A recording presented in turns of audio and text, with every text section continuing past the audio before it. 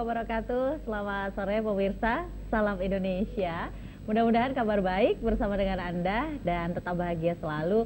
Dan hari ini kita kembali lagi, nih kalau udah sore-sore begini biasanya sudah berkumpul bersama dengan keluarga. Entah membahas tentang apa yang sekarang sedang terjadi gitu ya. Nah ini yang sekarang ini lagi pada diributin para orang tua. Ini terkait, ini anak-anak sudah pada libur ya. Nunggu terima rapot, yang mau lulusan juga tinggal nunggu wisuda gitu. Nah tapi setelah selesai wisuda bukannya terus selesai tenang gitu, enggak ya, tapi tetap harus mikir lagi gimana sih untuk bisa mencari sekolah favorit, gimana untuk bisa mencari sekolah yang diinginkan gitu ya, yang terbaik pastinya untuk putra-putri kita. Ya, masa penerimaan peserta didik baru PPDB 2022 sudah dimulai dan salah satunya adalah melalui jalur zonasi yang setiap tahunnya kadang berubah. Kenapa sih harus berubah? Apakah itu harus menyesuaikan dengan kondisi saat ini?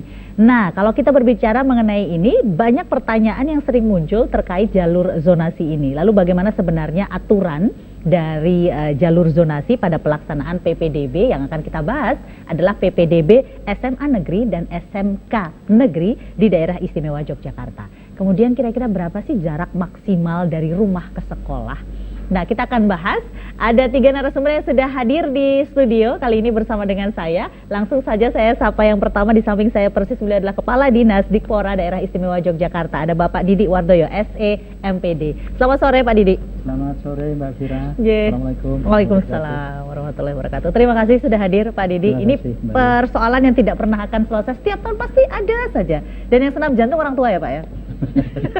Ya karena yang mengikuti PPDB berganti terus. Berganti terus ya. Oke, baik. Kemudian di sebelah Pak Didi ada Bapak Hashim MACC. Beliau adalah Kepala Bidang Pembinaan SMP dari Dinas Pendidikan Kota Yogyakarta. Apa kabar Pak Hashim? Selamat sore. Selamat sore Mbak Fira, alhamdulillah kabar baik. Terima kasih Bapak. Ini tugas dari beliau dan rekan-rekan ini untuk mensosialisasikan gimana caranya, seperti apa nih aturannya sekarang begitu ya Pak ya. Baik, nanti saya akan tanya juga kira-kira kendalanya seperti apa.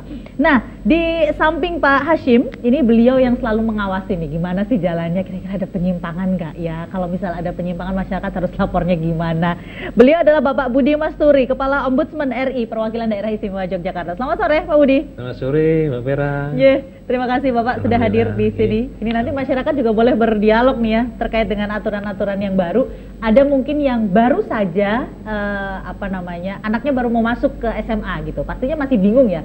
Gimana sih caranya? Terus karena ada zonasi, itu ada zona 1, 2, 3 dan segala macam. Kemudian nanti ada jalur afirmasi, kemudian nanti ada jalur prestasi dan segala macam ya. Bagi yang sudah putra-putrinya 2-3 kali masuk dari SMP ke SMA mungkin sudah santai, tinggal menyesuaikan aja dengan peraturan baru. Nah, sebelum ke sana saya akan mengundang Anda untuk bergabung dengan kami lewat line telepon di 451777 451777. Tema kita adalah mengenai kebijakan PPDB jalur zonasi SMA dan SMK Negeri di Daerah Istimewa Yogyakarta. Silakan nanti kita ngobrol banyak saja. Anda mau tanyakan apa terkait ini, mumpung beliau-beliau ada di sini, jadi langsung dijawab oleh beliau ya. Yang pertama saya ke Pak Didi dulu mengenai jalur zonasi Pak. Ini tahun kemarin dan tahun kemarinnya lagi kan memang sudah ada ya. Nah untuk tahun ini pengertian dari jalur zonasi sendiri seperti apa Pak Didi? Jadi begini, kami sampaikan sebelum kita bicara jalur zonasi, pemirsa Jogja TV semuanya, Mbak Fira. Jadi PPDB SMA SMK di daerah Istimewa Yogyakarta saat ini kita mulai dari sosialisasi nanti sampai daftar ulang ya. Dan kita menggunakan sebenarnya sama, masih sesuai dengan aturan yang tahun kemarin, hanya perlu kita tambah beberapa hal dari hasil evaluasi. Jadi kita permennya masih menggunakan peraturan Menteri Pendidikan Ristek ya, Menteri Ristek ini Kemdikbudristek itu nomor 1 tahun 2001, artinya 2021 ya. 2021 ya, itu yang kita ini. Nah, kemudian kita sesuaikan. Nah, kita tetap menggunakan sama tahun kemarin dengan 4 jalur. Satu jalur zonasi, itu besarannya 55% di daerah Istimewa Yogyakarta. Kemudian jalur afirmasi diberikan bagi siswa dari kalangan atau keluarga tidak mampu dan disabilitas.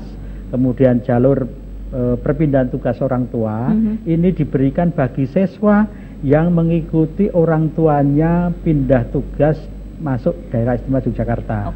Nah, dari luar DIY masuk DIY. Karena otomatis kalau yang seperti ini kakaknya pasti luar DIY. Kalau mereka ikut zonasi pasti nggak bisa, kesulitan. Kemudian yang keempat, jalur prestasi itu sebesar 20%. Jalur perpindahan tugas tadi 5% gitu. Nah, sesuatu yang membedakan dari tahun kemarin di jalur zonasi saat ini kita juga mengakomodir semacam bina lingkungan lah, bahwa sekolah itu juga bermanfaat bagi masyarakat sekitar itu. Calon siswa yang jarak rumahnya atau tempat tinggalnya kurang dari 300 meter itu jika ingin sekolah di tempat itu bisa langsung diterima. Taruhlah gini, saya rumahnya dekat dengan sebuah SMA gitu ya. Tak perlu pakai nilai, nggak perlu pakai prestasi, nggak perlu, tapi rapot harus punya. Lulus SMP iya gitu ya Pak ya. Dan jarak saya itu cuma 250 meter, itu otomatis sudah otomatis pasti, nanti itu sebelumnya mendaftarkan dulu mendata. Nanti jarak itu akan diverifikasi oleh teman-teman petugas. Kemudian ketika ambil token, kemudian memilih sekolah, memilih di tempat itu otomatis akan diterima. Gitu. Baik. Dan itu di situ bukan kontrak, bukan nitip kakak dan atau domisili Pak, itu sebenarnya berdasarkan apa kakak? Itu diberikan kepada siswa yang tinggal di situ lebih dari 1 tahun. Baik. Itu ya, ada surat pernyataan dari kepala keluarga di dalam kartu keluarga tersebut. Kemudian diketahui oleh RT. Jadi surat bermaterai pernyataan gitu. Nah itu memperkuat kedudukan calon siswa tersebut. Itu mengenai jalur zonasi. Nanti akan kita sambung lagi karena ini masih ada jalur zonasi, afirmasi karena perpindahan orang tua dan kemudian juga prestasi ya. Saya mau ke Pak Hashim dulu nih. Pak Hashim, kalau ini perannya dinas sendiri di kota gitu ya. Ini kan teman-teman di SMP gitu ya, orang tuanya terutama kan harus diberikan sosialisasi, menyampaikan informasi lah gitu ya. Perannya sejauh mana nih untuk menyampaikan informasi PPDB SMA SMK negeri di Kota Jogja? Jadi peran dari dinas untuk mensosialisasikan kebijakan yang dikeluarkan oleh Dinas Pendidikan Pemuda dan Olahraga DIY itu ya menyampaikan apa-apa yang sudah digariskan di situ sehingga masyarakat luas khususnya warga Kota Yogyakarta yang tahun ini lulus SMP, MTS maupun paket B ya nanti bisa melanjutkan sesuai dengan sekolah yang diharapkan oleh mereka. Sehingga jangan sampai ada warga kota tidak sekolah karena tidak tahu informasi.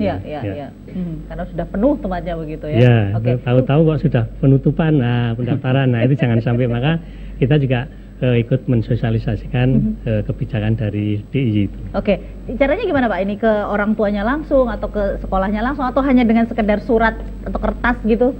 Caranya kami melalui kepala sekolah yang ada di kota. Kemudian juga melalui Dewan Pendidikan Kota. Kemudian juga beberapa sekolah itu mengundang orang tua siswa. Kemudian mereka juga bersama-sama dengan dinas menyampaikan informasi itu. Informasi itu nanti akan ada dialog tidak atau hanya sekedar dari atas ke bawah? Diawali kita menyampaikan informasi, kemudian di akhir itu biasanya banyak sekali warga masyarakat yang kepengen tahu lebih jelas, lebih dalam, lebih detail itu mereka bertanya. Apa saja yang mereka ingin tanyakan dengan aturan yang baru? Biasanya tempat tinggalnya, kalau saya itu kira-kira bisa nggak masuk di sekolah A, sekolah B, sekolah C gitu. Kemudian kira-kira nilainya yang bisa masuk di sekolah ini berapa? Ada kenaikan atau penurunan dibanding tahun yang lalu gitu kan, ada nilai rapot, kemudian nilai SPD itu. ASPD ya sekarang ya, ASPD ya. Baik. Kalau nilai itu Pak Didik masih berfungsi nggak sih? Masih berlaku nggak untuk nilai itu? Iya, nilai tetap kita gunakan sebagai salah satu alat seleksi. Jadi di dalam jalur zonasi itu yang sistem akan membaca dan memilih anak dari zona sekolah tersebut. Jadi penentuan zona satu desa atau satu kelurahan itu dari titik desanya atau balai desa katakanlah begitu, itu dicari 3 sekolah terdekat sebagai zona 1. Ya. Satu kelurahan ya? Ya, satu dari titik kelurahan itu sebagai zona 1. Kemudian 4, 5, 6 yang berikutnya itu sebagai zona 2. Zona 3-nya berarti di dalam DIY, semua wilayah di dalam DIY yang zona keempatnya luar DIY. Nah, kita menentukan itu. Nah, kemudian sistem cara kerja sistem itu sistem akan melihat anak dari zona itu sendiri. Katakanlah daya tampungnya 200 ya. Kemudian yang dapat 300, sistem akan melihat berapa yang dari zona 1 itu sendiri. Oh, ketemu 250, harus singkirkan 50 lagi kan. Nah, kemudian sistem akan bekerja dengan nilai gabungan tadi.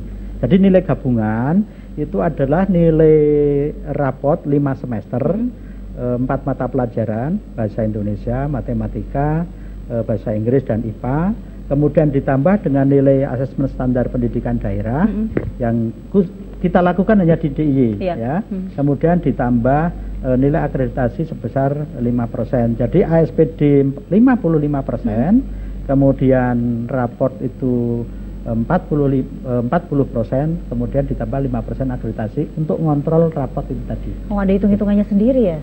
Ini juga orang tua harus paham nih seperti ini. Ya. Biasanya sekolah ketika membagikan itu sudah ada, dan kita sudah punya datanya itu. Oke, baik. Saya mau ke Pak Budi nih sekarang. Ini kan persyaratan PPDB sudah zonasi gitu ya. Rawan penyimpangan Pak ya. Kita nggak ngomongin yang dulu-dulu deh, tapi terjadi. Besok mau sekolah A gitu. Tahun lalu sudah diikutkan kakak saudara misalnya dan segala macam. Nah, untuk kondisi saat ini salah satunya kan harus mencantumkan surat keterangan domisili ya, harus ada pengurus RT RW gitu. Bagaimana Ombudsman melihat ini? Ya, di fase-fase awal penyelenggaraan PPDB berbasis zonasi ini memang hal seperti itu masih kita temukan. Ketemu ya. Tapi semakin kesini itu semakin jarang kita temukan. Di DIY itu semakin jarang kita temukan. Hanya memang problem yang masih mengemuka itu soal akurasi jarak gitu ya. Sehingga dalam hal ini barangkali bagaimana dinas melakukan verifikasi itu menjadi isu yang sangat penting untuk disampaikan kepada masyarakat agar masyarakat yakin bahwa memang tidak ada manipulasi jarak di situ. Karena manipulasi ini bisa jadi berawal dari para pemohon calon siswanya lumayan dikurangi 10 meter aja sudah bisa nambah lebih dekat itu seperti itu. Nah, ini peran dari verifikatornya ini menjadi penting dan agak trust, karena ini soal trust, soal kepercayaan yang harus dibangun kepada publik tentang bagaimana sistem ini bisa dijalankan secara adil dan transparan dan akuntabel, dapat dipertanggungjawabkan. Itu yang krusial. Kemudian kami dari perwakilan Ombudsman juga terus berkolaborasi dengan Dinas Pendidikan. Terakhir kita melakukan koordinasi untuk mempercepat proses-proses penyelesaian pengaduan. Jadi nanti Pak Didi, Pak Hasim ini menunjuk tugasnya yang menjadi kontak person kita di dinas. Kalau ada laporan kemudian kita kalau pakai surat kan lama gitu ya. Kita langsung teleponan saja itu. Dan kita juga melakukan kolaborasi dalam hal sosialisasi. Jadi beberapa hari lalu kami maraton tuh SMP semua, Kulon Progo, Bantul, Sleman tuh kita dorong juga melakukan sosialisasi lagi dengan bersama Ombudsman sehingga kemudian masyarakat punya ruang untuk bertanya, bahkan memberikan masukan sebagainya. Termasuk yang terakhir dari Dinas Pendidikan Provinsi itu ramai sekali, hampir 500 tuh Pak Didi yang hadir waktu itu dengan Pak Suci itu, dan luar biasa. Saya kira dari sosial itu memang muncul pertanyaan-pertanyaan yang itu barangkali masih ada waktu bagi dinas untuk juga menyiapkan jawaban yang lebih baik, yang lebih meyakinkan, terutama soal reasoning kenapa 300, kenapa tidak 200, kenapa 500 seperti itu meter itu perlu dijelaskan itu.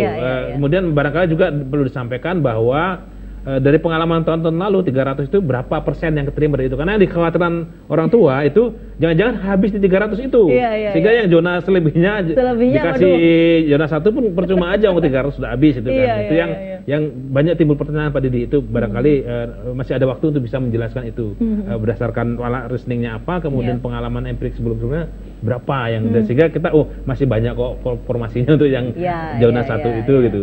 Itu satu. Kemudian yang juga tidak kalah menarik, kita dulu pernah menemukan misalkan praktek-praktek tidak hanya di SMA, SMK tapi juga SMP itu pengenaan biaya itu. Ada yang coba-coba misalkan maaf beli di koperasi berapa gitu itu yang juga mungkin perlu jadi pencermatan. Dan terakhir setelah itu nggak boleh apa ya kayak gitu ya? Nggak boleh, kecuali memang diatur seperti sekolah olahraga itu yang ada tes psikotesnya atau apa itu karena dia pakai penguji tester dari luar, maka harus dikasih kompensasi dan itu dipungut dan itu nggak mahal, hanya sekitar 50 ribuan gitu. Tapi itu ada dasarnya. Sepanjang ada dasarnya ya diberikan. Oke lah, nggak masalah ya. Kalau nggak ada dasarnya dengan modus beli map dan sebagainya itu ya walaupun mungkin tidak banyak, hanya 5 ribu rupiah. Tapi kalau kemudian itu dikumpulkan kan jadi banyak. Itu yang nah setelah itu memang yang juga krusial nanti pasca PPDB ketika pendaftaran ulang dan sebagainya. Pak Didi biasanya intens komunikasi dengan kami itu di Ombudsman itu karena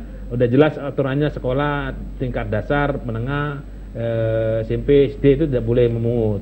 Kemudian SMA itu ada kemudian rambu-rambunya. Sepanjang itu semua sukarela itu dimungkinkan. Jadi itulah pekerjaan kita setiap tahun. Iya, betul. Jadi tiap tahun dengan Pak Asim itu. Yang ribet nggak hanya orang tua ya, dari Ombudsman, dari Dinas Dikpora juga ribet itu. Oke, nanti akan kita bahas lebih banyak lagi. Pemirsa, kita masih punya 3 sesi untuk Anda yang ingin bertanya terkait dengan tema kita kebijakan PPDB, jalur zonasi untuk SMA dan SMK negeri di Daerah Istimewa Yogyakarta. Kami tunggu peran serta Anda untuk menelpon kami di 451777 supaya clear semuanya, supaya jelas semuanya. Kami kembali sesaat lagi, tetap bersama kami.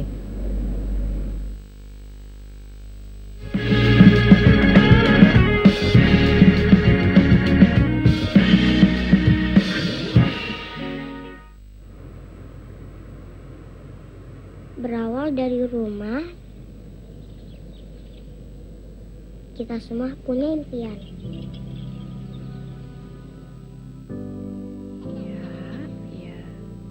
Dari waktu yang ada, kita bagi buat hobi. Prestasi,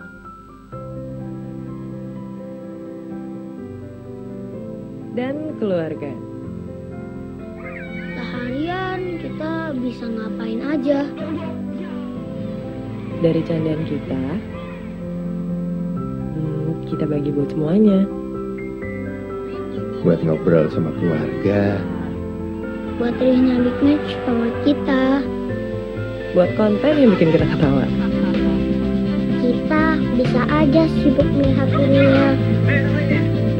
Sekarang saatnya dunia yang sibuk melihat kita. Sekarang saya akan memberitahu cara menanam bayam.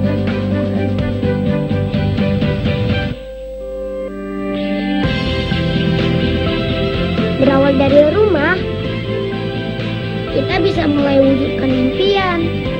Jadi kebanggaan di masa depan Buat Indonesia. Wujudkan dari rumah bersama IndiHome. Bicara warna, Emco ahlinya. Bicara tahan lama, Emco ahlinya.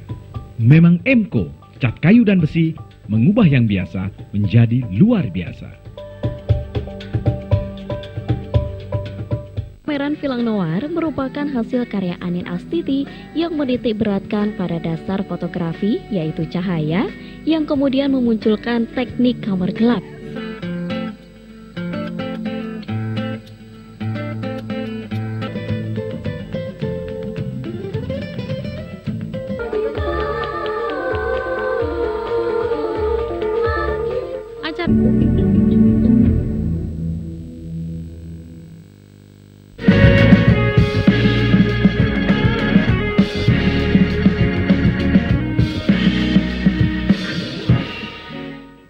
Baik, kita lanjutkan lagi tema kita di bincang hari ini mengenai kebijakan PPDB jalur zonasi untuk SMA dan SMK negeri di Daerah Istimewa Yogyakarta. Monggo untuk Anda Bapak Ibu yang putra-putrinya akan segera masuk ke SMA atau ke SMK negeri, Anda bisa tanyakan nih terkait aturan-aturan tentang zonasi, entah nanti jalur prestasi atau jalur perpindahan orang tua yang tugas gitu ya. Kemudian ada juga jalur afirmasi. Monggo di 451777 451777. Tadi ada aturan 300 meter. Pak Didi, saya mau tanya nih, aturannya dari mana Pak? Bisa ditentukan udah 300 meter aja, kok nggak 500 tadi Pak? Ya. Budi sampaikan. Ya, aturan kenapa 300 meter sebenarnya gini. Kenapa kita muncul 300 meter? Karena dulu punya pengalaman ada seorang yang tidak mampu, tinggalnya dekat sekolah tersebut. Tetapi karena dengan nilai juga pas-pasan tidak memungkinkan, akhirnya kesulitan mendapatkan sekolah. Nah, padahal mungkin kalau terjadi apa-apa di sekolah mungkin ikut kena dampak. Iya, betul. Sehingga kita mencoba dengan 300 meter. 300 meter itu kita hitung dari titik lobi sekolah atau depan sekolah itu. Bisa jadi untuk yang sekolah besar mungkin 300 meter sekolah yang gede. Pak, ini lobi sekolah ya? Hah? Lobinya Iya, ya? Kalau dari lobi ke pintu gerbangnya udah 200 meter? Nah, makanya itu. Jadi ya, saya kira kita jangan terlalu khawatir. Kita hanya berusaha untuk mengakomodir anak-anak yang memang tinggal di dekat itu bisa mendapatkan bisa sekolah di situ. Jangan sampai sekolah itu tidak memberi dampak apa-apa terhadap lingkungan sekolahnya. Jangan sampai sekolah itu hanya dianggap sebagai menara gading bagi anak-anak yang memang setiap hari tinggal di situ, melihat sekolah itu sebuah sesuatu yang sulit dijangkau. Nah, ini yang pertimbangan kita, sehingga kita memunculkan kemudian dalam zonasi ada 300 meter itu tadi. Artinya orang tua tidak perlu khawatir. Kadang-kadang kan begini, ada aturan baru, wah itu sebelah sekolah pasti keterima, nah kita nggak bisa masuk. Kadang begitu ya Pak ya kekhawatirannya. Tapi ternyata begitu, ada aturannya 300 meter dari lobi sekolah ya Pak? Ya, dia tinggal di situ. Dia tinggal di situ. Tinggal di sekitar sekolah itu. Lebih dari 1 tahun. Tapi mohon maaf untuk yang mungkin hanya nitip ini, tapi tidak tinggal di situ. Karena ada pernyataan dari istilahnya kepala keluarga di kartu keluarga itu menyatakan anak itu tinggal di situ apa tidak. Gitu. Ditandatangani kemudian diketahui oleh RT setempat itu. Dan itu nanti masih diverifikasi ya Pak ya? Betul. Dari dinas ya Pak. Jadi nggak usah khawatir Bapak Ibu, masih banyak kesempatan untuk bisa mendaftarkan putra-putrinya di SMA, SMK yang Anda inginkan. Tapi tetap harus tahu ya aturannya seperti apa gitu ya. Saya mau ke Pak Hashim dulu. Pak Hashim, bagaimana dinas mensikapi kebijakan jalur zonasi untuk PPDB masuk ke SMA negeri ya? Dengan melihat wilayah Kota Jogja, kan kalau kita ngomongin satu kelurahan gitu ya, tadi ada zona 1 nih sekolahnya di sini. Tadi kita sempat ngobrol ya off the record gitu, ada blank spotnya di Kota Jogja misalnya. Sekolahnya ada, penduduknya nggak ada misalnya gitu. Seperti apa Pak? Nah, kalau yang di SMA itu memang sekarang sudah pakai Yuna 1, Yuna 2, Yuna 3 itu sudah bisa mengakomodir untuk wilayah-wilayah yang dulu memang termasuk yang Yuna blank spot itu ya. Jadi karena di wilayah itu tidak ada sekolah, sehingga kalau mereka di PPDB itu aturannya hanya berdasarkan jarak rumah dengan jarak sekolah, yaitu mereka akan kesulitan. Sehingga kan oleh pemerintah DIY dibuat formulasi yang itu saya kira sudah cukup berkeadilan.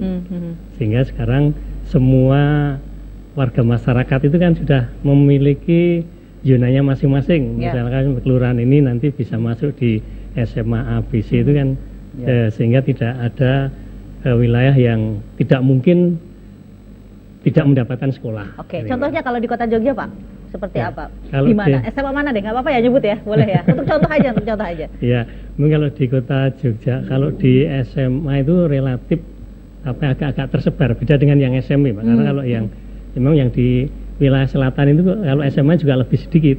Hanya ada SMA 7, kemudian SMA 5, kemudian ya itu hanya 2 itu, sehingga yang wilayah selatan itu yang paling banyak menjadi korban blank spot. Protesnya mesti dari wilayah selatan, baik SMA maupun SMP. Jadi ada dialog itu setelah waktu penerimaan siswa baru itu banyak dari sana ya? Iya, artinya pengalaman itu kan menjadi kita evaluasi, kemudian di tahun berikutnya kan ada perbaikan-perbaikan itu dalam rangka untuk ya kita dari sisi berkeadilan untuk semua masyarakat. Jadi tahun ini udah nggak ada lagi kesulitan ya untuk teman-teman yang ada di selatan tadi ya. Diharapkan begitu ya Pak ya. Kalau kendalanya memberikan informasi kepada teman-teman di SMP, orang tua itu apa Pak? Kalau kendala di kota relatif tidak ada Pak, karena memang kita komunikasi dengan sekolah, dengan orang tua itu relatif mudah ya, meskipun mungkin tidak bisa secara tatap muka, tapi sekarang dengan adanya online itu kan mereka sudah familiar sekali, apalagi kemarin pengalaman COVID itu, sehingga orang tua katakanlah nanti ada informasi dari sekolah atau dari dinas melalui misalnya Zoom itu udah mereka antusias sekali. Baik. Artinya memang orang tuanya nih yang harus jemput bola, nggak boleh males cari informasi ya. Dan orang tua sekarang kreatif sekali, mereka aktif sekali untuk mencari informasi ya. Saking aktifnya apalagi ibu-ibu pasti ribet, apa-apa ditanyain gitu Pak. Sabar ya Pak ya, namanya juga ibu-ibu Pak begitu. Baik, saya ke Pak Budi. Pak Budi, kalau misalnya sudah ketemu sama orang tua gitu ya, apa saja sih aduannya yang sering ditemukan gitu kalau setiap tahunnya ini? Ya biasanya soal jarak itu, dia dispute di jarak. Saya jaraknya segini, tapi kok ternyata setelah diverifikasi jadi segini, bagaimana? Atau kita pernah menemukan orang tua siswa di Gunung Kidul itu mengeluh karena tiba-tiba titik kan pendidikan dilakukan oleh sekolah itu ya, karena SD mau ke SMP gitu. Itu titik rumah dia itu di tengah-tengah Samudra India gitu. Kok bisa gitu? Nah, makanya setelah diverifikasi dia keterima, kemudian direvisi jadi keterima. Nah, memang tadi sekali lagi saya katakan bahwa proses verifikasi ini menentukan sekali. Apalagi yang kemudian menganut pendekatan jarak murni gitu ya, jarak yang tidak kemudian dibagi lagi jadi zona-zona satu seperti yang itu tahun-tahun sebelumnya seperti itu. Itu yang paling banyak. Setelah itu kemudian tadi saya katakan bahwa soal biaya pembiayaan, soal pungutan pasca pasca PPDB ya. Saat ujian juga ada beli map dan sebagainya. Itu kemudian setelah pasca PPDB itu yang juga tidak sedikit, tentu ini urusan seragam, buku, nanti LKS macam-macam. Nah, ini yang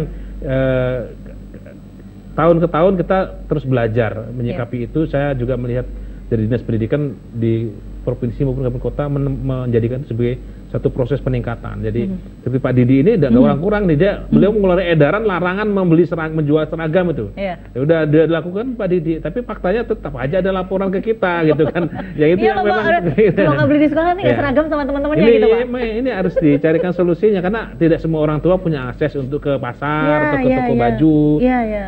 Ada yang punya akses tapi malas juga jauh-jauh gitu kan.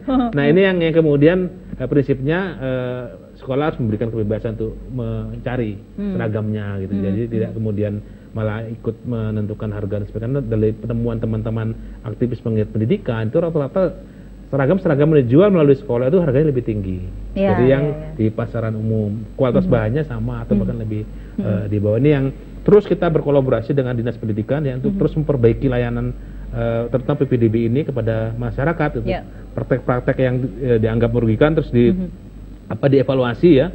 Pak Didi mungkin sudah memberikan teguran kepada kepala sekolah, nggak kehitung barangkali gitu kan. Tapi tetap terjadi. Memang secara sistem itu ada kontribusi dari peraturan kita yang memang memberi ruang untuk itu ditafsirkan sehingga tafsirnya tidak pas sebenarnya, tapi memang memberi ruang multitafsir yang sedemikian rupa. Oleh karena itu sebenarnya kan diskusi kita sudah sampai pada kayaknya ini peraturan di tingkat pusat perlu dievaluasi lagi, direvisi dan sebagainya. Ada usulan-usulan ke sana dan ini akan membantu memudahkan Pak Didi dan kawan-kawan yang di lapangan yang mengimplementasikan, karena kan kadang-kadang problem itu muncul karena memang aturannya di pusat seperti itu. Maka saya apresiasi modifikasi yang dilakukan oleh Dinas Pendidikan provinsi maupun kabupaten kota itu sebuah inovasi untuk mengatasi problem permasalahan lokal yang memang khas. Kan beda ya sama daerah lain ya. Pusat boleh punya aturan, tapi DIY kan beda. Misalkan di daerah Sumatera itu, desa-desa di tengah perkebunan kelapa sawit itu nggak akan pernah dapat kalau jarak zonasinya murni. 300 meter ya? Iya, apalagi 300 meter. Dia di ujung tengah-tengah kebun kelapa sawit itu. Sekolahnya di kecamatan udah jauh sekali, berapa puluh kilo gitu. Nah, kalau dengan metode inovasi seperti yang dilakukan oleh DIY itu, ada intervensi dinas untuk kemudian memberi, oke, kamu berpun jauh, kita kasih zona 1-mu ini. Gitu. Jadi kita punya kesempatan zona 1, karena memang dari hasil kajian kita sementara ini, kalau sistem zonasi murni jarak itu tetap berpotensi menimbulkan ketidakadilan bagi orang dengan jarak terjauh.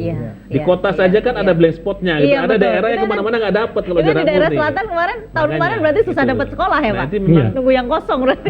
Karena memang zonasi itu konsekuensinya negara harus memenuhi sekolah. Jumlah sekolahnya harus terpenuhi, jarak densitas kepadatan sekolahnya harus terpenuhi secara proporsional sehingga kemana-mana orang bisa bersekolah gitu kan. Kalau belum terpenuhi masih senjang, utara selatan masih kepadatannya beda, mau pakai jarak murni akan banyak yang nggak dapat sekolah.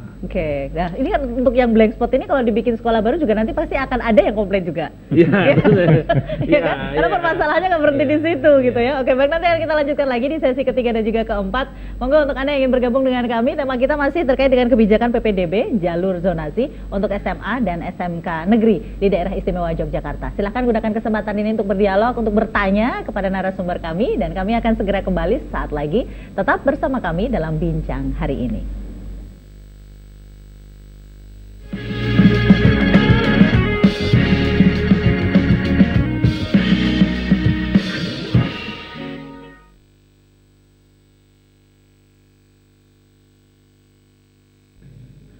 Allahu Akbar, Allahu Akbar,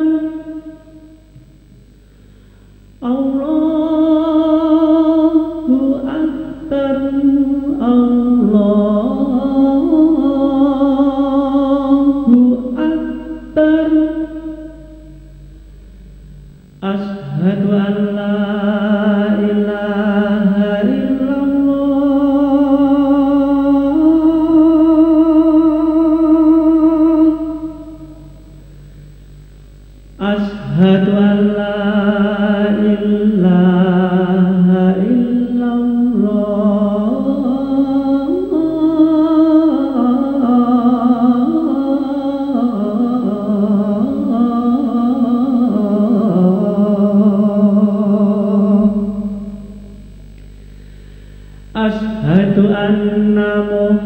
Muhammad Rasulullah.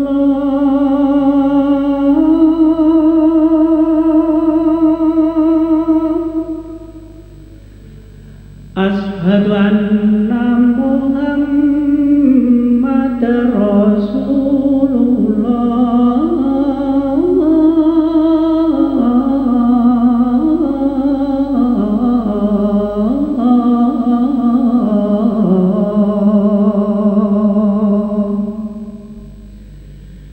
Hayya 'alas shalah.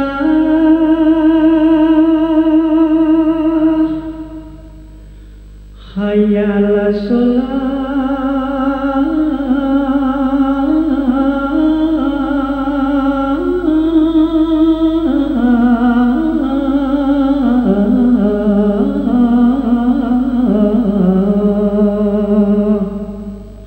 Hayya 'alal falah.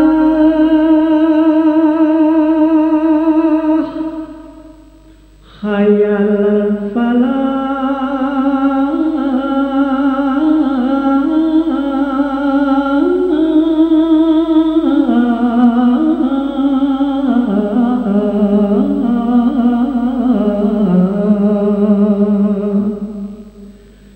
Allahu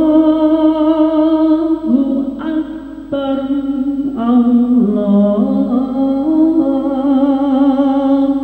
Akbar, la ilaha illallah.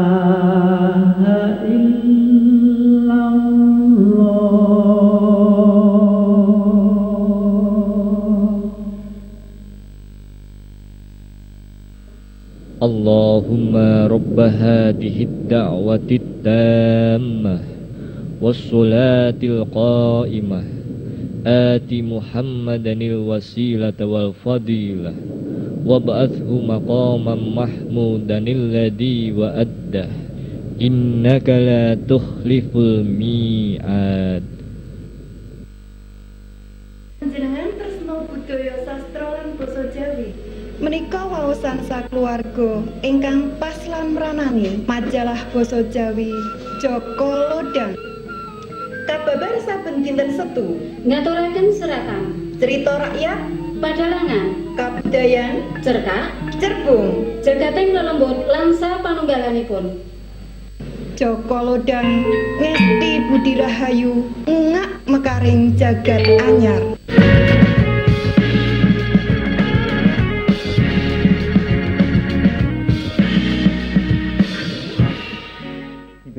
Oke, baik, kita lanjutkan lagi obrolan kita dalam bincang hari ini, kebijakan PPDB jalur zonasi SMA dan SMK negeri di daerah istimewa Yogyakarta. Seru sekali karena saya yakin banyak orang tua yang juga bertanya-tanya terkait dengan anak saya mau masuk sekolah ini, bisa nggak ya rumah saya di sini dan segala macam. Dan itu bisa dikomunikasikan gitu ya dengan pihak sekolah, bisa nanti dengan. Nah, ini kalau misalnya ada orang tua yang ingin konsultasi terkait dengan ini atau menemukan hal-hal yang wah ini nggak boleh nih harusnya, kemana mereka bisa lapor? Bapak, saya ke Pak Budi dulu. Kemana mereka bisa lapor, Pak? Ya,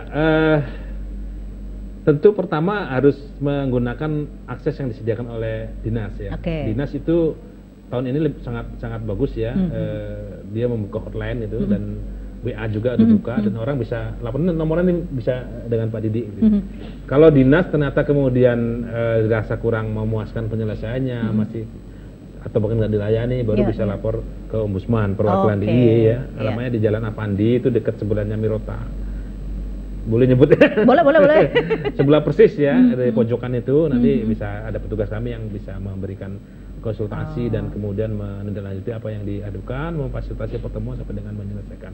Nah, biar cepat kami telepon aja nanti dengan timnya Pak Didi, dengan timnya Pak Hasim, dengan semua kabupaten kota. Seperti mudah datang aja, apalagi ini PPDB ini kan konstrain waktunya sangat ketat sehingga biasa kita apa ya, di kita itu ada mekanisme RCO, reaksi cepat ombudsman. Jadi kita RCO ini tidak mendahulukan syarat-syarat formil untuk lapor. Pokoknya kita terima dulu syarat nyusul gitu. Karena ini kan kalau lambat sedikit terlambat pengumumannya udah nggak bisa diproses penyelesaiannya gitu kan. Itu yang kita lakukan Mbak Vera. Ada RCT, yang ini RCO, reaksi cepat ombudsman. Ada singkatannya sendiri ya. Pak Didi, kapan sih sebenarnya teman-teman yang dari SMP ini ke SMA untuk dia nanti mendaftar terus katanya ambil token dan segala macam, prosesnya seperti apa? Ya, jadi sebenarnya mulai tanggal 13 kemarin kita sudah mulai pendataan. Pendataan itu yang pertama, pendataan jarak yang kurang dari 300 meter tadi ya. Kemudian penambahan nilai bagi siswa yang memiliki prestasi non akademik. Ya. Kemudian juga pendataan bagi yang mengambil jalur perpindahan tugas orang tua sampai hari ini tanggal 13 sampai tanggal 16. Kemudian dari data-data itu kemudian nanti semua calon siswa itu mengambil token itu nanti diberikan password, nanti kemudian diubah oleh masing-masing calon siswa. Jadi ini buka website dulu nih kita? Ya, websitenya di ppdb.jogja.prov.go.id. Ya. Nah, dari situ kemudian itu kita beri kesempatan pengambilan token itu tanggal 21 sampai tanggal 24. Baru kemudian nanti tanggal 27 memilih sekolah. Memasukkan token itu ke intinya input lah ya, datanya mau masuk. Untuk ngambil token mengunggah bukti lulus segala macam. Jadi semuanya sudah kita lakukan dengan online. Jadi tidak ada jual map segala macam di sekolah. Aman Pak Budi. Meskipun cuma 5.000 aman nih, nggak ada penyimpangan. Jadi kita semuanya juga lewat online. Jadi pendaftarannya pun dengan online juga gitu. Kecuali ada yang joki online ya, beda lagi. Saya nggak bisa minta tolong nih, beda lagi. Nah, kemudian walaupun kita sudah dengan cara online, kalaupun nanti ada masyarakat yang mungkin kesulitan dan segala macam, kami setiap hari membuka posko untuk memberi layanan ya. Entah itu sifatnya membantu input tadi, misalnya membetulkan tadi misalnya gini, atau belum bisa mengupload datanya, upload data gitu, kita bisa bantu dalam rangka mengambil token tersebut. Poskonya di mana Pak? Poskonya ya di Dinas Pendidikan. Dinas Pendidikan ya? Artinya kalau misalnya orang tua masih kesulitan, karena tidak semua orang tua mungkin ya bisa melek teknologi gitu kalau itu sebenarnya bisa juga dilakukan di sekolah-sekolah negeri ya, itu bisa dipindahkan untuk pengambilan token tersebut. Bisa di SMP yang bersangkutan mungkin minta tolong gurunya bisa ya? Di SMA atau SMK. Bisa ya? Bisa. Baik. Nah, kalau tadi ada jalur zonasi, saya juga sempat baca ada jalur zonasi radius dan segala macam, itu juga ada aturan Pak? Kalau zonasi radius yang 300 meter. Yang itu maksudnya? Oke, baik. Nah, terus apa sih alasannya tadi mendorong jalur zonasi pada PPDB? Ini sudah berapa tahun sih Pak diterapkan untuk ini? PPDB kalau yang 300 meter itu baru tahun ini. Baru tahun ini. Kalau tahun lalu ada juga nggak? Tahun lalu kita tidak ada. Semua anak dalam satu zona itu kita perlakukan sama. Sehingga kelemahan ini adalah apa? Anak memang tinggal di situ, di dekat sekolah, itu karena harus bersaing dengan skor nilai, itu nggak bisa ikut masuk. Padahal dia tinggalnya mungkin ada yang mepet dengan ini. Sekolah ya? Kami pernah menemukan yang semacam itu. Ini kita gunakan sebagai evaluasi. Maka kita buka peluang 300 meter dari sekolah tersebut, ya harus diterima. Selama dia memasukkan data itu, kemudian mengambil dan memilih sekolah terdekat itu. Baik. Saya ke Pak Hashim lagi nih. Pak Hashim, kalau tadi kendala-kendala yang terjadi hampir tidak ada ya? Semuanya sudah ya. Jadi melalui evaluasi yang sudah dilakukan oleh DIY ini semuanya sudah merata ya. Kalau berbicara mengenai menurut Pak Hashim dulu nih ya, ini kan karena ngomongin zonasi, kira-kira korelasinya dengan kualitas sekolah nantinya akan seperti apa sebelum ke Pak Budi? Kalau korelasinya karena nanti ya Pak ya, dengan penerapan zonasi ini kan cukup merata sehingga zonasi tadi kalau yang wilayah kan memang ada sebagian. Kemudian yang sebagian besar yang lainnya itu kan zonasi wilayah tapi seleksinya berdasarkan nilai tadi ya. Sehingga ya tidak ada korelasi negatifnya terhadap kualitas sekolah itu sendiri.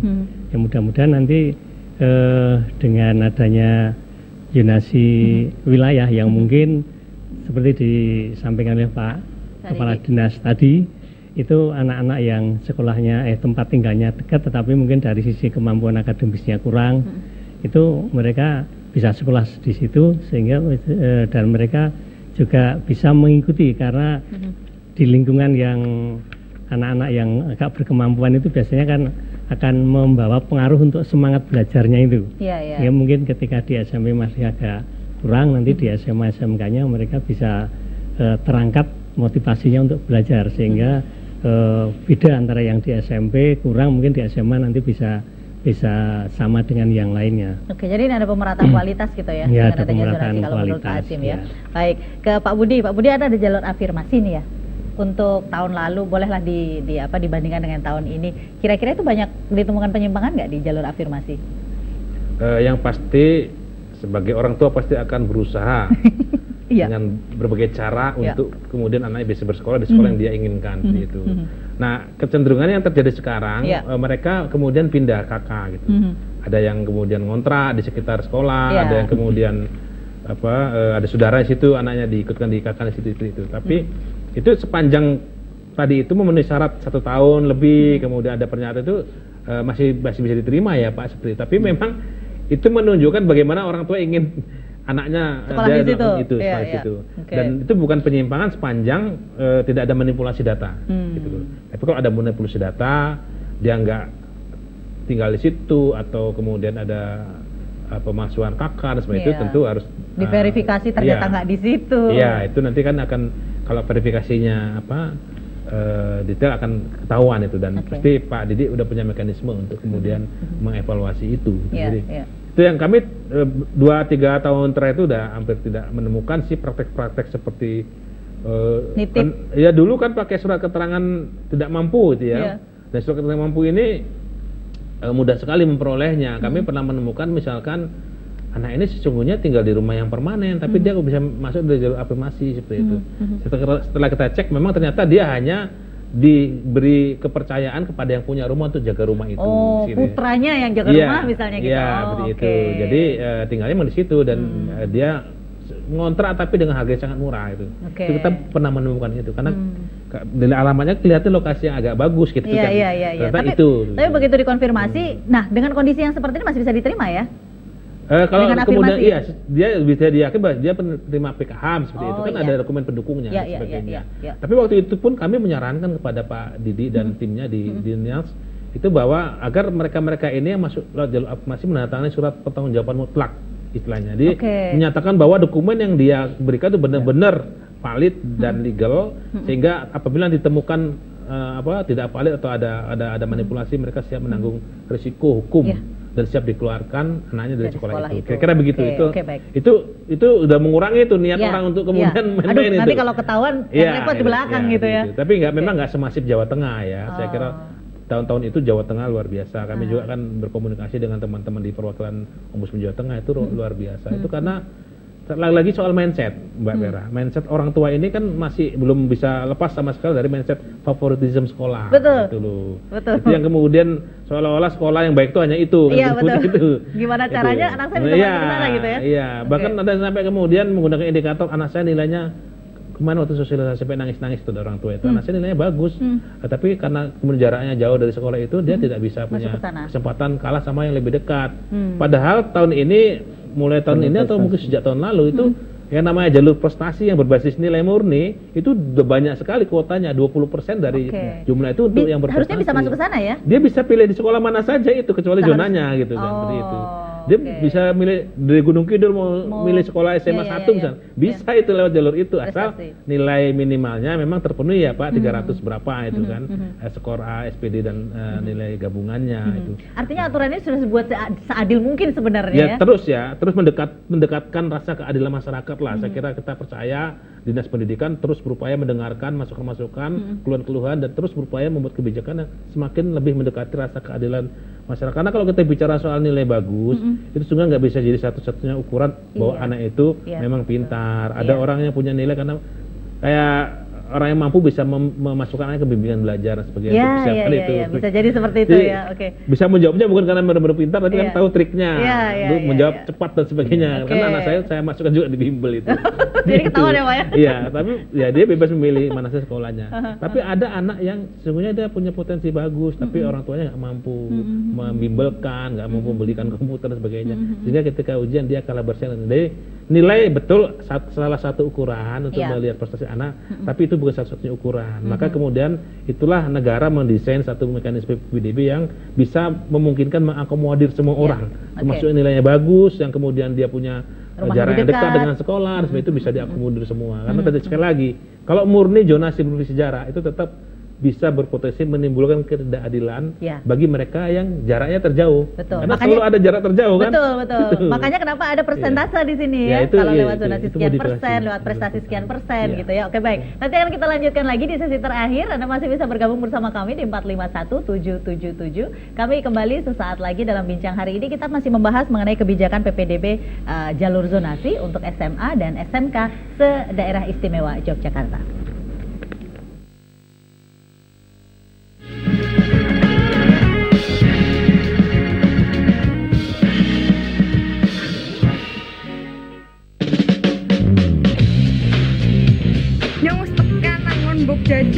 Buk jajan ke apa sih? Nah, nang buk jajan gie, anak jajanan, dolanan, jadi tahun 90-an. Pokoknya tuh akhirnya bisa doi banget. Iwan ngibarnya bendera Indonesia yang ngerasa bangga banget ya, yang terharu banget.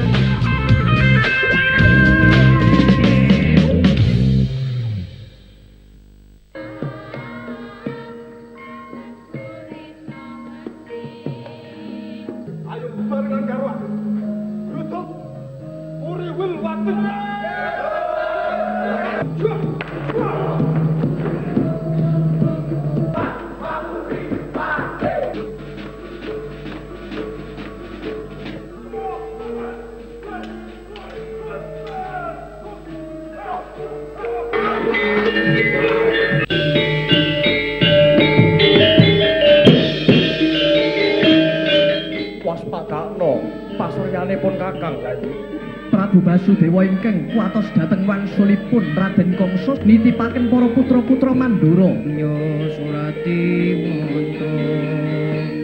Oi. Raja manik sejatine ngalam kang dinuding.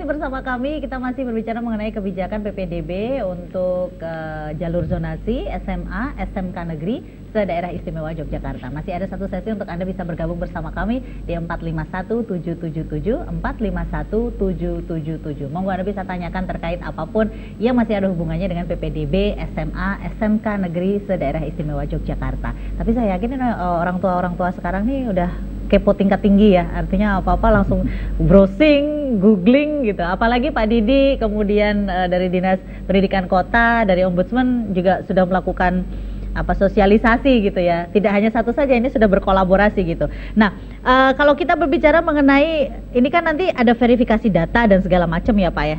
Cara ngeceknya misal sudah dilakukan, terus ada data kependudukan nggak ditemukan gitu waktu. Bisa jadi ya terjadi karena ini online. Ya. Apa yang harus dilakukan? Ya, yang pertama aplikasi kita itu sudah terhubung dengan aplikasinya Biro Tapem yang mengkompilasi seluruh aplikasi kependudukan dari Dukcapil masing-masing kabupaten kota. Jadi terkait dengan domisili segala macam itu tentunya harapan kita sudah tidak ada masalah itu. Walaupun kadang-kadang ada 1-2. Misalnya perubahan itu biasanya karena adanya penambahan anggota baru di dalam KK. Kadang-kadang kan berubah. Nah, itu kadang-kadang perlu diklarifikasi. Nah, termasuk tadi masih ada yang seperti itu. Kalau misalnya tadi kan persyaratannya adalah 1 tahun dia berada di daerah itu, bertempat tinggal di situ. Kemudian data yang terdaftar itu data domisili yang lama atau yang harus diunggah dalam proses pendaftaran itu KK baru atau KK lama. Misal ya, pindahnya itu setelah tanggal 30 Juni 2021 gitu Pak. Yang mau digunakan yang mana Pak? Bisa digunakan? Ya kalau otomatis karena data itu di cut off-nya tanggal 30 Juni 2021. Nah itu otomatis akan nggak terbaca nanti kalau perpindahannya setelah tanggal itu otomatis nggak terbaca. Jadi dia tidak bisa otomatis akan terbaca lama. Oh gitu. Itu yang ini. Jadi itulah gunanya sistem aplikasi itu untuk membantu kita sebenarnya untuk ini. Jadi dari situ otomatis anak tersebut atau calon siswa tersebut nanti terbacanya sebagai penduduk lama. Oh gitu. Jadi dia harus daftarnya di zona dia. Iya, karena batasan kita sesuai dengan di peraturan menteri maupun di Pergub itu di 1 tahun. Cut off-nya 1 tahun ya. Iya. Kita menggunakan tanggal 30 itu sebagai titik cut off-nya. Oke. Nah, kalau anak ini misalnya dia lulusan SMP dari luar DIY gitu ya Pak ya. Tapi dia punya kakaknya di sini. Tapi dia tinggalnya sebenarnya di luar. Dia bisa pakai jalur zonasi? Bisa. Jadi memang hanya nanti karena dia mungkin SMP-nya di luar DIY. Iya. Nah, mereka rata-rata kemarin kemudian mengikuti ASPD yang kita selenggarakan. Kemarin itu dari luar DIY mendekati angka 1.200-an. 1.196 anak. Itu dari luar DIY mengikuti ASPD kita. Gitu. Nah, sehingga nanti mereka bisa mengikuti ini. Termasuk anak yang kakaknya sudah berada di DIY tapi sekolahnya di luar DIY, itu otomatis bisa mengambil zonasi tadi. Oh, oke, baik. Mudah-mudahan ini sudah mewakili pertanyaan dari Anda ya. Yang ingin bertanya sendiri monggo silahkan, line telepon kami buka di 451-777, 451-777. Monggo silahkan Anda bisa tanyakan terkait dengan PPDB SMA SMK Negeri se-Daerah Istimewa Yogyakarta. Saya ke Pak Hashim dulu. Pak Hashim, kalau lewat jalur afirmasi ini kan juga disosialisasikan ya. Banyak yang menggunakannya nggak Pak kalau dari Bapak ngobrol dengan orang tua? Banyak juga kalau itu ya, karena ini kan banyak warga masyarakat yang kemarin terdampak dengan COVID-19 ya, sehingga mungkin ada beberapa yang pekerjaannya hilang atau mungkin pendapatannya berkurang, sehingga mereka dari golongan yang mampu menjadi golongan yang kurang mampu, sehingga bisa mengakses itu, dan itu kayaknya meningkat itu. Oh ya, menurut data, benar Pak Didi? Ya, tadi kita pada masing-masing kabupaten kota dari data yang afirmasi itu cukup banyak juga. Walaupun nanti juga tersebar ya, pada masing-masing sekolah, maksimalnya 20% itu. Iya. Data yang diterima nanti seperti apa? Maksudnya dokumen yang diterima untuk jalur afirmasi itu apa saja yang harus mereka akan mengunggah bukti keikutsertaan penanggulangan kemiskinan oleh pemerintah. Jadi entah itu berarti masuk di dalam data terpadu kesejahteraan sosial dari Dinas Sosial. Dan itu nanti dikonfirmasi ulang ya? Ada verifikasinya aplikasi ya? kita sebenarnya sudah terhubung dengan itu juga. Begitu, itu sudah ketahuan ya langsung? Sudah ketahuan. Menyodorkan itu kita cek masuk apa tidak. Nah itu nanti bisa ketahuan kalau ini. Kalau sudah mendaftar jalur afirmasi, kira-kira dia masih bisa daftar jalur yang lainnya nggak? Artinya, oh ini anak berprestasi nih, tapi bisa jalur afirmasi sebenarnya? Ya, pada prinsipnya pendaftaran itu bisa menggunakan hanya dengan satu jalur, ya. Entah itu mau yonasi, afirmasi, perpindahan tugas maupun prestasi. Kalaupun dia misalnya karena dari keluarga tidak mampu, tapi nilainya bagus, mengambil prestasi, sebenarnya boleh-boleh saja. Tidak ada masalah. Gitu. Oke, baik. Nah, kalau berbicara mengenai online ini tadi, Pak Budi, artinya ini yang menjadikan temuan-temuan yang nggak enak itu tadi di tahun-tahun lalu menjadi minimalis tuh karena ada pendaftaran secara online ini ya, karena kan satu data langsung ketahuan gitu ya. Meskipun ada potensi online itu ada potensi. Tetap ada Pak. Bukan penyimpangannya, tapi salah input itu kita pernah menemukan. Mungkin petugasnya capek ketika verifikasi salah input itu kita menemukan, dan itu makanya kemudian perlu kita RCO. Karena kalau kemudian itu dilaporkan setelah pengumumannya selesai akan lebih sulit dibanding kalau dilaporkan masih dalam proses sebelum pengumuman, kita bisa langsung klarifikasi, koordinasi dengan Dinas Pendidikan, bisa sepanjang bisa dibuktikan bahwa salah input, kemudian bisa diperbaiki dan sebagainya. Nah, ini orang tua, misalnya orang tua ya yang harus menginput dan dia tahu kalau itu salah input, bisa ketahuan, Pak? Enggak. Jadi nanti nunggu di pengumuman dulu atau gimana? Dari proses, kalau salah inputnya dia kemudian berpengaruh pada nilai sebagainya, itu kan akan ada verifikasi bukti anunya. Ini di situ bisa kemudian ketahuan. Di scan diunggah ini. Iya. Ada bukti scannya. nilainya itu seperti Iya. itu. Gitu. Tapi kita pernah Pak Didi menemukan petugas yang salah input gitu. Oh, jadi petugasnya yang salah? Iya, petugas salah input. Ini kan jadi gitu. berpengaruh dengan anak ini diterima atau tidak Iya, ya? Lalu? iya. Jadi, kalau orang tuanya mengetahui ada diterima tidaknya karena ada kekeliruan input dari petugas, dia kemudian segera lapor ke ombudsman, kita bisa langsung tangani. Meskipun itu sudah diumumkan bahwa anak itu tidak diterima misalnya. Prinsipnya kita bisa tangani apakah sebelum atau sudah diumumkan. Tapi apakah masih bisa diakomodir tidak, itu yang kita harus kemudian diskusi dengan dinas pendidikan. Karena memang akan lebih baik kalau sebelum diumumkan gitu. Sebelum diumumkan kan dia kan sudah ada ininya kan ya. Bergerak terus itu kan seperti itu, bisa dilihat nilai dan sebagainya. Orang tua pengen lapor, kita kan segera berkoordinasi dengan dinas. Kalau ada kekeliruan dalam penginputan nilai dan sebagainya, sehingga bisa harus diperbaiki dan sebagainya. Oke, baik. Nah, permasalahan apa saja Pak Didi yang muncul pasca PPDB biasanya? Yang muncul pasca PPDB yang pertama itu adalah misalnya begini. Di sana sekolahnya belum terpenuhi, boleh nggak saya masuk di sana kan itu. Padahal pendaftaran sudah kita tutup, PPDB sudah selesai. Iya. Lalu? Ya otomatis yang seperti itu kan kita juga kasihan, kita punya mitra-mitra sekolah swasta kan. Nah kita juga ini terkait dengan salah input itu memang sering terjadi. Itu biasanya di penambahan nilai, karena kadang-kala teman-teman itu capek membaca ini apa namanya? Pak, angka-angka bukan lah. ini membaca sertifikat. Ini sertifikat bergu apa perorangan atau ini sekarang. Oh, ini jalur prestasi ya? Ya, untuk nambah nilai dari non akademik itu ya, prestasi non akademik itu. Seringkali terjadi. Seharusnya tambahnya 11 kok hanya 9 gitu. Walaupun hanya satu digit ini ya. Nah, tapi itu kan berpengaruh, 0, kan berpengaruh kan. Betul. Kan ada ukurannya ya, kalau prestasinya tingkat provinsi berapa gitu ya, nasional berapa. Bergu atau perorangan atau beda lagi. Nah, mungkin karena capek itu biasanya ada yang seperti itu. Makanya perlu juga orang tua kontrol atau ini kira-kira berapa, karena tabel itu juga sudah ada di website kita, sudah kita unggah juga. Prestasi di tingkat provinsi katakanlah perorangan nilainya berapa itu sudah ada ya. Oke, jadi orang tua nih harus gercep juga nih kalau terjadi kesalahan misalnya. Loh, ini anak saya sudah dihitung-hitung. Iya, sudah dihitung-hitung kok ternyata nilainya ada di nomor 2 dan segala macam gitu ya. Oke, saya ke Pak Hashim dulu. Ada yang ingin disampaikan Pak kepada orang tua siswa yang lulus tahun ini dan siap masuk ke SMA SMK negeri, Pak? Ya, yang pesan kami kepada orang tua untuk memperhatikan sebelum nanti menginput data-data itu, pastikan bahwa datanya benar, kemudian persyaratan yang lain juga dilengkapi sehingga nanti pada saat proses itu sudah tidak ada masalah lagi. Oke, baik. Dan harus kepo ya Pak harus ya, supaya anak-anaknya. Ya. Baik, Pak Didi, di mana orang tua bisa mengetahui informasi-informasi terkait PPDB ini? Ya, PPDB bisa kita lihat di ppdb.jogjaprof.go.id di website kami. Kemudian juga melalui di sana informasinya lengkap ya, tinggal pilih klik yang mana ya. Oke, baik. ppdb.jogjaprof.go.id jogjaprof.go.id ya, silahkan nanti Anda bisa langsung ke sana. Ini para orang tua murid yang sekarang lagi bingung mau cari sekolah, kunjungin aja ke sana. Kalau misalnya Anda baru nontonnya terlambat gitu ya, langsung kunjungi ke sana karena informasinya lengkap ada di sana. Pak Budi, ada yang ingin disampaikan dari Ombudsman? Ya, pertama PPDB dan sistem zonasi ini adalah ikhtiar dari pemerintah dan negara untuk semakin mendekatkan pada rasa keadilan. Itu harus dipahami. Kemudian pada tingkatan lokal seperti di DIY itu juga pemerintah melakukan modifikasi itu semakin mendekatkan pada rasa keadilan.